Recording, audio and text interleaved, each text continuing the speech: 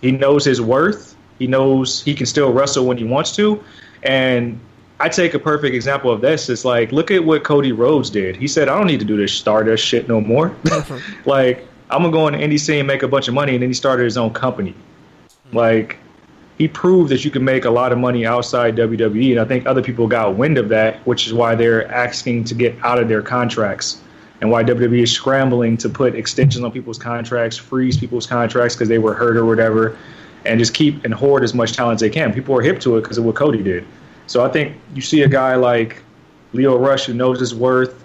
You see what happened with Rusev, who was tired of it and just was like, hey, I don't want anything to do with that no more. You start seeing these guys appear in other companies and kind of take control of whatever they want to do with their creative ideas around their character. All right, guys. So go ahead, Rayvon. You want to get one last thing? I just say it's just a different time. Like, for someone like Leo Rush now, like, it's a different time where wrestling isn't your end-all, be-all. You can do, 8 other things and be successful and do those things where, I'd say, in the time when Mark Henry was coming up, there wasn't, many other options of wrestling companies you can go to. Like, when you're in wrestling, that's like, this is your life. This is what you're going to do. So I think that's why people like Mark Henry and Booker T, they have such longevity in wrestling. Like, well, I'm going to work here and be an ambassador, or I'm going to open a wrestling school and things like that, where I think now it's more like, well, I'm talented and I have other options, so I don't have to shuck and jive for the man to keep my job and stay here for 20 years with a contract, because I can walk out. I can go to AEW, I can go to TNA, I can go to New Japan, or I can do these 8 other things because I'm actually an educated black man or educated person in general. I can go do other things. I mean, that's just the time we're in now, where it's different. Like, Cody's like, I don't want to be startups anymore because I'm smart and I can do things. I have great ideas, so I'm gonna go this other path. And he did, and other people do these things. And I think now is just a different time where people have more opportunities and options, which is great. Where, in the 90s, early 2000s, it was like, if you want to be successful and you're making good money, you're just going to do whatever they tell you to do. And R.I.P. Dusty Rhodes, because I think today was his birthday or yesterday. And with that, like you guys are saying, I'm proud and happy to be on this podcast with 3 multi-dimensional men who are making it happen. So shout out to you guys. And just before we let you go and wrap it up, why don't you guys both let people know where they can find you, on social media, and also just give one thing you're really looking forward to for the rest of wrestling in 2020, a storyline, a character, if you want to give a bold prediction or something like that, go for it. Just one more thing you're looking forward to and where people can find you. Ooh, that's a good question. The toughest question of the night. Wow, that is a tough question. I mean, are we assuming that COVID is over and we get fans back? Oh, I mean, that could be your prediction. I wouldn't recommend it, but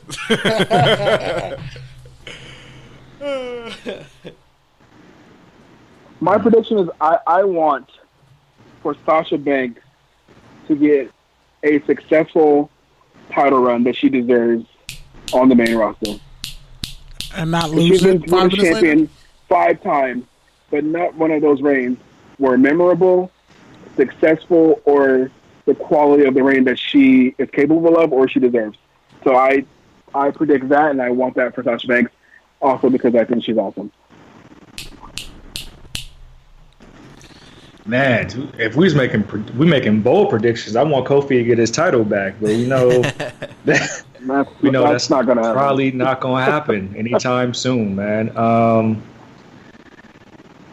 Fingers crossed for Biggie. Come on, Biggie.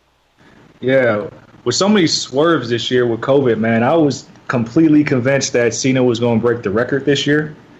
So I'm going to make that my prediction. I think Cena will break the record will break Ric Flair's title record before 2020 is up. And shout out to John Cena, who donated $1 million to Black Lives Matter recently. That came out. He's done a lot of great work, and he also, I think he donated $40K to Shaq Gaspard's fund as well. Yeah, that'll be my bold prediction. Also, I'll go ahead and call Bianca Belair as a champion on one of the 3 brands for the end of the year as well. You can find me throughout the week at Believe Podcast Networks on Believe in NXT Podcast. We drop maybe 3 episodes every single week, preview, recap, and Saturday morning audio dope. Instagram at Says the Answer and Twitter at Says. That's CEDD_SAYS, where you'll see a lot of my hot takes and slander. And Believe in NXT Podcast doesn't just talk about wrestling. We get into a lot of cultural topics as well. Like this week, we talked about top TV dads of all time, in which I'm getting a lot of hate on Twitter right now for saying Carl Winslow is top 3. I'll give you that. He top 3. What do they have against Carl Winslow? He's like one of the best dads. People hate Carl Winslow, man. They say he's not even top 10, man. I'm getting a lot of hate on Twitter because of that. He's a great cop, and I don't normally say that. Let me go defend you on your Twitter. I'm saying, man, people like you can't vote 12 top 3 anything and all this other stuff, man. I get it. Bad timing to be a police officer. Yeah. All right, Rayvon, where can people find you? You can find me on the gram at Rayvon865. I would say Twitter, but I don't tweet anything, so don't go there. Well, Cedric, I guess you're going to have a random Twitter bot helping you out. I think I follow you, Rayvon. Need them all. You probably do follow me, but I don't tweet anything. But I'm about to go and tweet and support Cedric and his Carl Winslow top 3. I want support and gifts. I want nothing but gifts. Give me all the. This man raised Steve Urkel and Stefan. Put some respect on his name. And his daughter was a horrible person, and we just let it go. And he still was a great dad. Man he had might a be top 2. Full of like 9-person household on a cop salary. What, Detroit? Come on, fam. All right, guys. Well, I just want to thank y'all for coming on, and like this is fantastic. And honestly, I think we definitely need a second roundtable because I want to talk about how the wrestling industry is pretty much just like 360 deals. Like they're adjacent to rappers. We gotta have a whole another round table on this. All right, anytime, man. All right, you guys stay safe. I can talk with y'all about the football and anything else too, man. No worries, man. Well, okay. You guys have a good night. Stay safe, and thanks again for doing this. Really appreciate it. Thanks for having us, guys.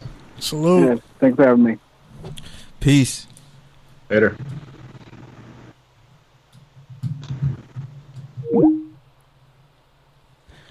All right, man. So, round of applause. No, wrong one. I guess that's cheers. We could have couple more for football. Could have went for cheers. Could have went for cheers. We could have couple more for football. Yeah, man. But I got all the shit I got to get off my chest this week. Yeah, I figured that.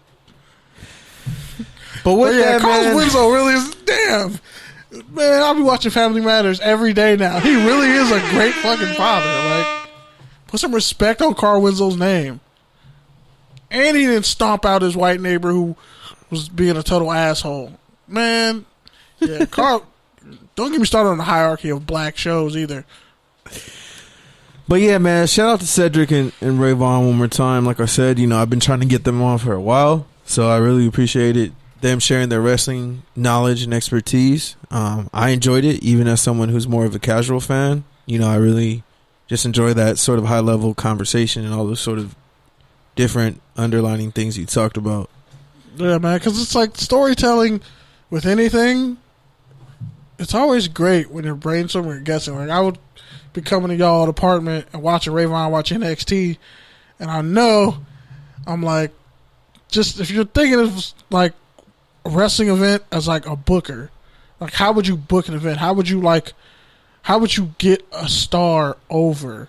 And there's a lot that goes into that. Like, there's PR, there's, even some journalism. There's just all types of stuff that goes into that.